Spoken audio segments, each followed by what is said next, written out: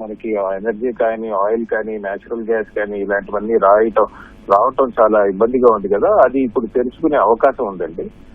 మనం కనుక ఈ 10-point ప్లాన్ ని మేము సమర్థిస్తున్నాం డొనాల్డ్ ట్రంప్ ఏదైతే చెప్పారో అది కనుక మనం గమనిస్తే ఒక 2 వారాల పాటు యుద్ధాలు అంటే జరుగుతున్న యుద్ధం, దాడులు, ప్రతి దాడులు ఇవన్నీ ఆపి కొద్దిగా చర్చలకు కూర్చుంటారు అన్న అంశం మీద అగ్రిమెంట్ వచ్చిందండి.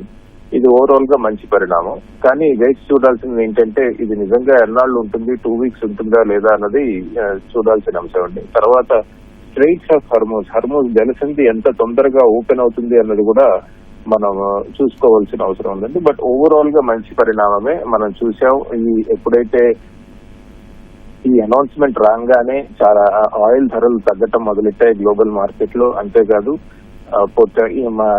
ఇవాళ పొద్దున్నే స్టాక్ మార్కెట్స్ ఏవైతే ఉన్నాయో అటు జపాన్ కానీ, సౌత్ ఈస్ట్ ఏషియన్ కంట్రీస్ కానీ అవన్నీ కూడా స్టాక్ మార్కెట్స్ కూడా ఊపందుకోవటం జరిగింది. సో ఓవరాల్ గా ఇది ప్రపంచ శాంతికి కానివ్వండి, ప్రపంచ ఆర్థిక వ్యవస్థకి మంచి పరిణామం. ఈ 2 దేశాలు కూర్చుని ఈ 2 వారాల యుద్ధ విరమణని కొన్నాళ్ల పాటు పెంచి పూర్తిగా ఒక పొలిటికల్ అగ్రిమెంట్ వస్తే బాగుందని ఆశిద్దామండి.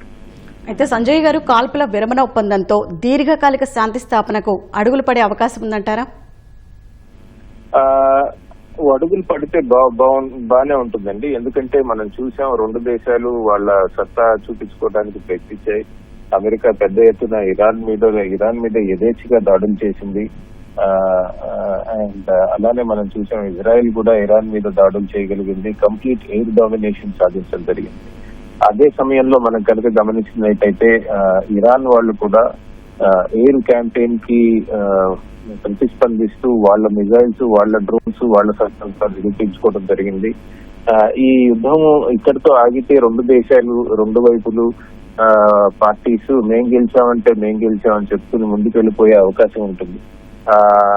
ఓవరాల్ గా ఇది 2 weeks కంటే ఎక్కువే ఉంటుంది అని చాలా మంది నిపుణులు చెప్తున్నారండి. ఎందుకంటే ప్రపంచ ఎకానమీ మీద దీని ఇంపాక్ట్ నెగటివ్ గా ఉంది. అంతేకాదు 2 దేశాలు కూడా ఎవరు ఓడిపోయినట్టు చెప్పుకోకుండా వాళ్ళ డొమెస్టిక్ ఆడియన్స్ కి మేము గెలిచామని చెప్పుకునే స్థితిలో ఉన్నాయి. కాబట్టి ఇది నిలిస్తేనే బాగుంటుందండి. సంజయ్ గారు, కాల్పుల విరమణ ఒప్పందానికి ఇరుపక్షాలు అంగీకరించడం దేనికి సంకేతం?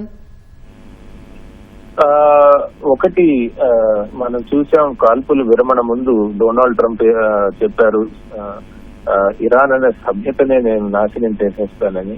మీరు అలా చేస్తూ ఉంటే మేమేమి చేతులు కట్టుకుని కూర్చోమని ఇరాన్ వాళ్ళు కూడా చెప్పడం జరిగిందండి.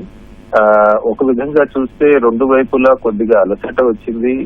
యుద్ధం ఎలాగో అలా ఆపాలి, కానీ స్పేస్ సేవింగ్ ఫార్ములా అంటారు కదండి, అంటే ఓడిపోయినట్టు కాకుండా గెలిచాము మేము అని చెప్పుకుంటూ ముందుకు వెళ్లాల్సిన అవసరం ఉంది. సమయంలో వాళ్ళకు ఒక అగ్రిమెంట్ కి రాగలిగారు.